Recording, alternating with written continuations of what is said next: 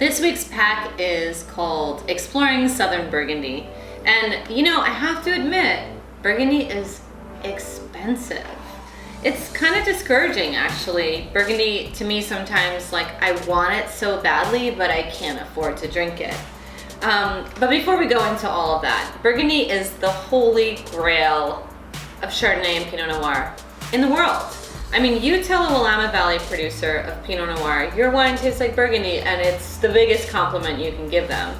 If you're in California and you're like, this Chardonnay from Sonoma Coast is amazing, I find it restrained, and I love the Burgundian qualities, people are blown away by the compliment. So let's start at the beginning. Burgundy is challenging, and there are so many things to learn, so it's a daunting kind of thing. And don't feel frustrated if you know nothing about Burgundy, because over the course of our weekly tastings, you might learn a thing or two. So, Pinot Noir, Chardonnay, Gamay, unbelievable grapes, and they grow in Burgundy. This region was basically underwater. It was a seabed, and then also it's on a fault line, and so you have all these soil types that are like building up in this Burgundy region, and then these plates shift and it essentially turns these soils on their side. And so you have side by side these like teeny little morsels of vineyards that are cut up, and basically that's Burgundy, like chalk, limestone, clay, side by side. Anyway, we're going to explore the southernmost part in Burgundy, and we're really specifically talking about Beaujolais and Macon and places where you find value, where you can serve a dinner party for, 40 people and say, I am having a Burgundy party. Florent, Descombe, Chenas. And this is a red wine from Beaujolais. Beaujolais, southernmost region in Burgundy. Actually, the Gamay grape was planted throughout all of northern Burgundy, and then kind of got pushed south as they discovered that Gamay grows really, really good on granite soils, the soil in Beaujolais. Anyway, this wine is from this region or cru in Beaujolais called Chenas, and Chenas is named after these tree forests. I find this is amazing. Granite, gunflint, sort of smoky red wine with minerality. So it's like Pinot Noir, but with a little bit more guts, like a little bit more body. Bacon cheeseburger, and this wine is pretty damn good.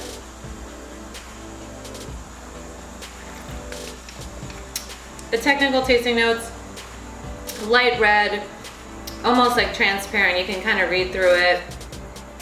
Has red fruit, it's like cranberries and cherries and pomegranate, but it's floral, definitely. So rose petals and violets, orange zest, medium bodied, sort of that tartness that you expect in a really good Burgundy. Maybe a little bit smoky, but smooth tannin. And I would say overall, like that lingering finish that just says like, oh yeah, I want another sip, so I will. Wine number 2, it's a Macon Village, 2015. So this wine is Domaine Les Chenevieres, and this is a Chardonnay grape, but it's grown in the southern region of Macon.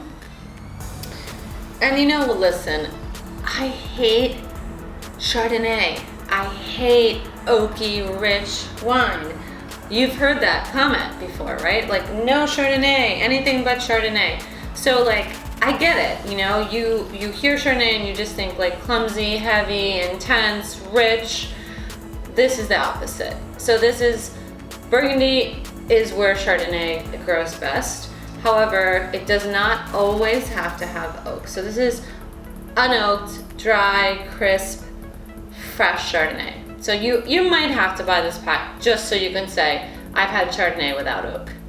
Anyway, I feel like it's apple, pear, winter citrus, a little bit of like this creamy mouthfeel, and like texturally it's Chardonnay, but it doesn't have that clumsy kind of vanilla flavor that you might have made you say you hate Chardonnay.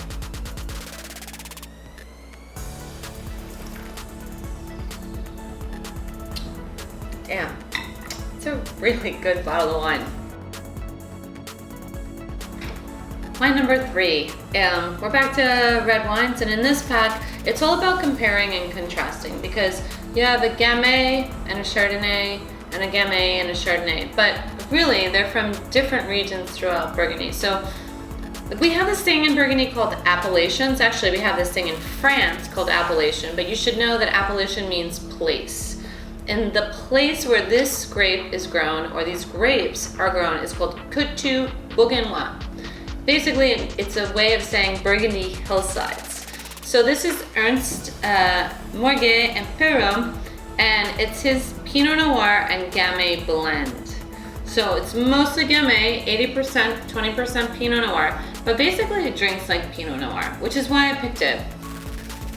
You know, listen, Pinot Noir is not cheap to grow. It's very expensive, it's very fickle, and as a result, you have to charge a premium for Pinot Noir. But this one, if you look at it, it's lighter than the first red in the pack. It's more of like a cranberry and strawberry and like rose petal on the nose, but the tannin is like super silky. And the acidity is really fresh and high. So I'm thinking like duck breast with like orange zest and pomegranate seeds and maybe like a little bit of fennel, and this would be a perfect pairing.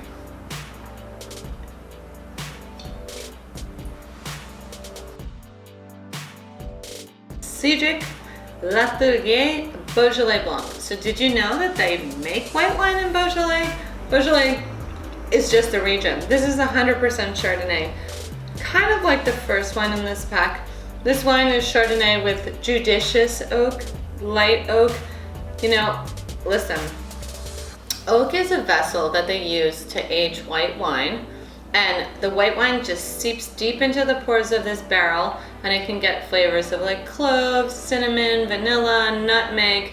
If you use some oak, you get like a little gentle spice. If you use a lot of oak, meaning you put all of your white wine in oak, you'll get a really heavy flavor.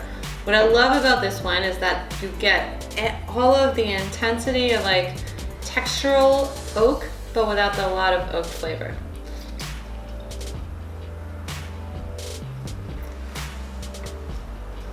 It's so good.